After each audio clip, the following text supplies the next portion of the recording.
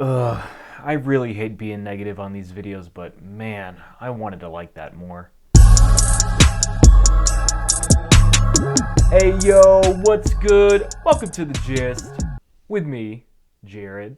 Alex Cross is a forensic psychologist and detective in DC. As mysterious and brutal killings arise, he is set to solve them. But crimes of the city aren't the only obstacles he'll face as traumas from his past begin to resurface. He's not gonna stop unless I make him stop. He was in my house. He's never gonna give up. Okay, so I was pretty excited for this series on Amazon. I liked Aldis Hodge from the few projects that I've seen him in. Unfortunately, I found this show quite underwhelming.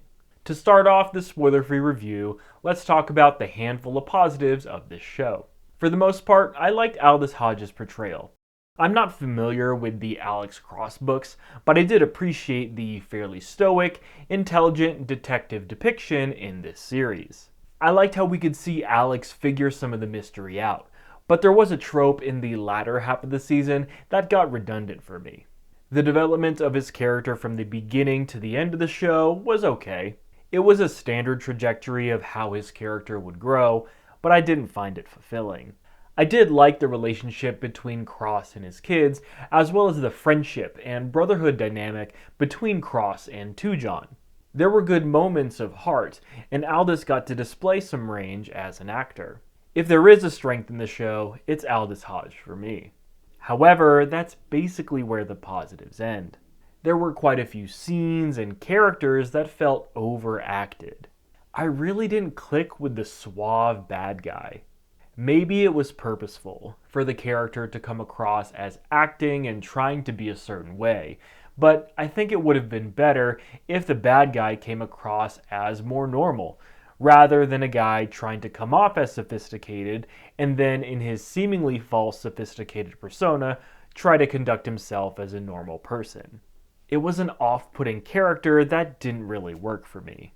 I didn't like when the character was on screen, and not just for the main reasons you shouldn't like a bad guy. It also didn't help the show when some of the dialogue felt very forced.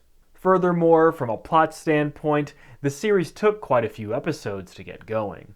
I found that the latter half of the season was a significant step up, but the last episode or two had some serious plot holes and telegraphing you could see from a mile away. For a detective crime show, the twist was very predictable. It's also worth mentioning that there are some political hot-button topics that this show directly and indirectly addresses.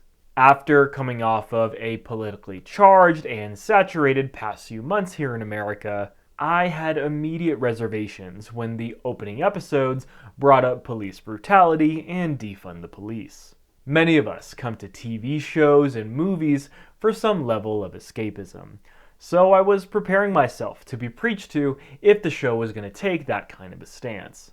Even though the series doesn't make overt claims on the matter, you could easily tell it skews towards one side of the argument.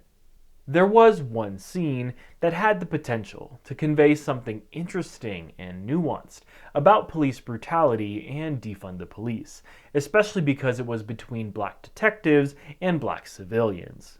What do you do, Alex? I'm a detective. You mean you're a cop? Metro PD. We joined the force together. But unfortunately, the show just gave us a superficial and brief conversation that doesn't get revisited in any meaningful manner. Even though this political hot-button topic was brought up intermittently throughout the series, I didn't find that the implied resolution between the sides was satisfactory at all. Another thing to note, it's Hollywood 2024, so there's some clear DEI standards that this show adheres to. And it's quite on the nose. You could take it or leave it. It didn't really take away from the show for me, but it also didn't make the show better in a substantive way. And that's the gist to my spoiler-free review of Cross. I found the show pretty tough to get through and nearly tapped out a few times. The plot had significant holes, and the mystery only had a few moments I found engaging.